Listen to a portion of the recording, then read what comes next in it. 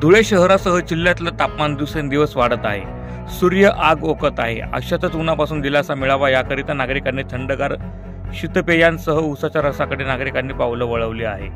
या भर उन्हाळ्यात नगर जिल्ह्यातल्या पाथर्डीच्या रसवंतीची धुळेकरांना भुरळ पडली असून धुळेकरांनी रस पिण्यासाठी या ठिकाणी गर्दी केली आहे. गेल्या अनेक वर्षांपासून संतोषी माता रोडवरील राज्य परिवहन महामंडळाच्या विभागीय कार्यालयाच्या बाहेर या पाथर्डीच्या कष्टकरी लोकांनी रसवंती ताटली आहे. उच्च प्रतीच्या रसामुळे नागरिकांनी या ठिकाणी रस पिण्यासाठी गर्दी करत असल्याचं दिसून आलं आहे. चांगल्या दर्जाचा रस ऊस काढण्याची पारंपरिक पद्धत यामुळे नागरिकांची पावले आपोआपच रसवंतीकडे वळताना दिसून येत आहे. माझं नाव सुरेश सुभाषी तापे. मी अहिल्यानगर इथून आलेलो आहे.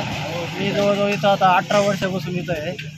माझ्याकडे स्पेशल ऊस आणि खास लिंबू वापरून चांगल्या प्रकारे रस दिला जातो आणि उन्हाचे लोकांनी काळजी घ्यावा आणि जास्त असं म्हणजे त्याचं थंड बाकीचं पिण्यापेक्षा रस किंवा असं घरी लस्सी असं पिया.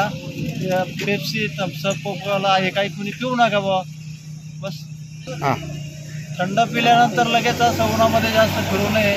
10-15 मिनटं असं सावलीला बसून नंतर मग उन्हात गेलं तर काय अडचण नाही. चला. प्रतिनिधी सुनील निकम, माझा महाराष्ट्र न्यूज, धुळे.